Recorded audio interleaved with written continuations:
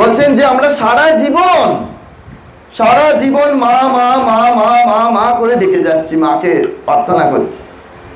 বলছে একটা ডাক যদি ডাকার মতো হয় তাহলে কেল্লা ফতেহ। এই মুহূর্তে ডাকছেন, এই মুহূর্তে হয়তো তার দর্শন পাচ্ছেন না, কিন্তু যদি একটা ডাকার মতো যদি হয়ে যায় তাহলে কেল্লা ফতেহ। সেই জন্য আমাদের মনে রাখতে হবে যে আমাদের কাজ হচ্ছে শুধু আন্তরিকভাবে তাকে ডেকে যাওয়া। কিন্তু সমস্যাটা কোথায় জানেন? যেই আমরা একটু দুঃখ পাই, যেই আমরা একটু কষ্ট পাই, তখনই আমাদের মনে হয় যে ভগবান আমাদের কষ্ট দিচ্ছে। অমাবস্যা পূর্ণিমা এলেই বাতের ব্যথা এত বেড়ে যায়, হাঁটুনি আর নড়তে পারি না, যতই নিকাপ পরি আর যতই ওষুধ খাই। হে ভগবান, তুমি আমার বাতের ব্যথাটা কবে কমিয়ে দেবে? হায় রে ভক্ত, ভগবান কি বাতের ব্যথা কমানোর ডাক্তার গো, যে ভগবান বাতের ব্যথা কমাবে? আমরা জানি না ভগবানের কাছে কি প্রার্থনা করতে হয়, আমরা জানি না যে ভগবানের কাছে কি চাইতে হয়। আমরা ভাবি ভগবান এটিএম মেশিন, যত খুশি পাঞ্চ করব ওই দিক থেকে তত বেশি বেরোতে থাকবে। আমরা খালি ফর্দের পর ফর্দ পাঠিয়ে দেব। এখন দেখবেন একটু কম হয়েছে, আপনারা দক্ষিণেশ্বরে নিশ্চয়ই অনেক আগে থেকে যাচ্ছেন, দেখবেন ওই দক্ষিণেশ্বরের শিব মন্দিরগুলোর পিছনে একটা করে বট গাছ আছে। সেই বট গাছে কি বড় বড় ঢিল, সব একটা লাল সুতো দিয়ে বাঁধা। জানেন কেন বাঁধা হয়? যার যত যত ফর্দের লিস্ট, যার যত বড় ফর্দ তার তত বড় ঢিল। আমি বলি হে ভগবান, তোমার কি জ্বালা। হ্যাঁ, মাঝে মাঝে তো ভক্তদের ওই ঢিল দিয়ে একটু পিটানো দরকার, তাহলে যদি একটু শায়েস্তা হয়। ভক্তগুলো বুঝতে পারে না যে আমরা ভগবানের কাছে যাচ্ছি কি চাইতে যাচ্ছি।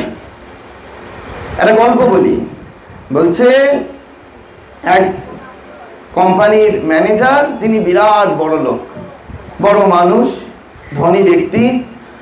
তিনি গাড়ি করে যাচ্ছেন। একটি অন্য কথায়, বাবা ফোনটাকে একটু সাইলেন্ট করে দিন, হ্যাঁ, না হলে এইসব ডিস্টার্ব। তা বলছে যে ওই যখন গাড়ি করে যাচ্ছে তখন গাড়িতে এফএম বাজছে, গাড়িতে এফএম বাজে না? তা এফএমে কেউ একজন বলছে, তুমি যে টাকা রোজগার করছো সেই টাকা নিয়ে তুমি স্বর্গে যেতে পারবে না।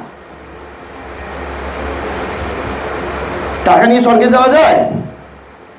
এইবার সেই ধনী ব্যক্তির তার মাথায় ঢুকে গেছে যে এই টাকা নিয়ে কি করে স্বর্গে যাব।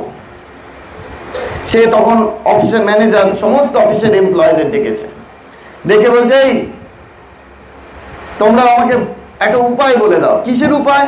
না, আমি যে এত টাকা রোজগার করেছি, এই টাকা নিয়ে আমি কি স্বর্গে যাব, এই টাকা নিয়ে আমি কি করে স্বর্গে যাব। এবার এমপ্লয় না, তারা ভাবছে ম্যানেজারের মাথা খারাপ হয়ে গেছে, ম্যানেজারের সামনে বেশি যাওয়াটা যাবে না।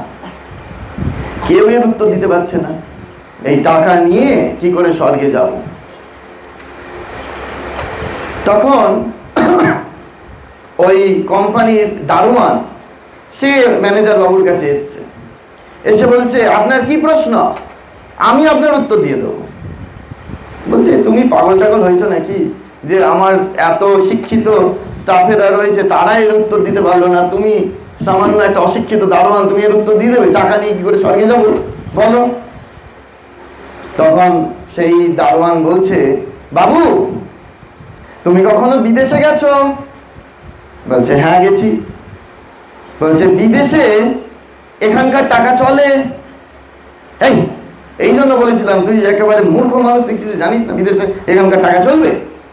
এখানকার টাকা চলবে না, যা তুই এখান থেকে দূর হ আমার মুখের সামনে থেকে। বলছে, দাঁড়াও, আমি তো ওই উত্তরটাই দিতে চাইছি। বলছে, তুমি লাস্ট কোন বিদেশে গেছো, কোন দেশে গেছো? বলছে, না, আমি লাস্টে আমেরিকা গেছি। তা আমেরিকাতে তোমার এই টাকা চলেছে? বলছে, না, আমেরিকাতেই টাকা চলেনি। বলছে, আমি তো সেই উত্তরটাই দিতে চাইছি, স্বর্গের টাকা, এই মর্তের টাকা স্বর্গে চলবে না। স্বর্গের টাকা না, মর্তের টাকা স্বর্গে চলবে না। তাহলে আপনি যতই ব্যাংক ব্যালেন্স করুন, যতই জমান, আর যতই পাসবুকটা উল্টে উল্টে দেখেন, ওরে MIS-টা করেছি, ফিক্সড ডিপোজিটটা করেছি, কবে ভাঙানি হবে রে, কবে ম্যাচুরিটি আসবে, হ্যাঁ, কিন্তু এই টাকা নিয়ে যাওয়া যাবে না গো। তাহলে কি করতে হবে? তখন সেই অশিক্ষিত দারোয়ান বলছে, তুমি যা কর্ম করবে সেই কর্মটা তোমার সঙ্গে একমাত্র স্বর্গে যাবে। চলচ্চিত্যাম চলবিত্যাম চলজ্জীবন যৌবনম চলাচলম ইদম সর্বম কীর্তিয়স্য সজীবতি।